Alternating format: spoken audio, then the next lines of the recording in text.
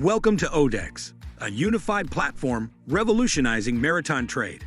From seamless document management to streamlined inter-organizational workflows, robust government compliance tools, and integrated payment solutions, we've crafted a single digital ecosystem that empowers your business to navigate the complexities of global shipping with unparalleled ease and efficiency. This user guide explains how customers can add or remove the users for their organization on the user's dashboard of ODeX.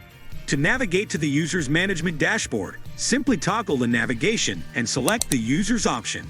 After selecting Users, customers will be directed to the user's dashboard screen, presenting key details like login ID, username, user group, and status.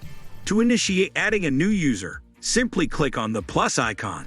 When you click on the plus icon, you will be directed to the Add User screen.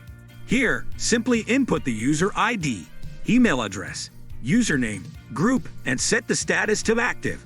After ensuring all details are accurate, proceed by clicking the Save button. Note: Group will determine the access level for the new user as per the following. 1. Admin access. It enables the user to request payment and instruction submission, along with functionality on the user screen for adding or removing users. 2. Payment submission access. It enables the user to submit the payment details and complete the payment process.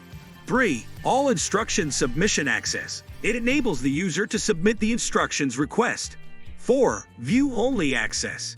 User can access the different dashboard, however submission of payment, instructions, and user management is prohibited. It only allows to view the details. Upon successful addition of the user on ODeX, a pop-up message will be displayed on the screen, and the user details will be available on the event page. Additionally, the newly added user will receive an email notification containing their login credentials and a click here hyperlink to reset the password. If the customer wants to inactive the existing user, click on the User ID hyperlink.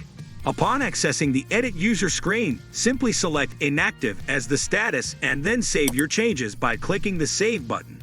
Status of the user will update as inactive. Simplify and streamline global shipping. Join ODeX now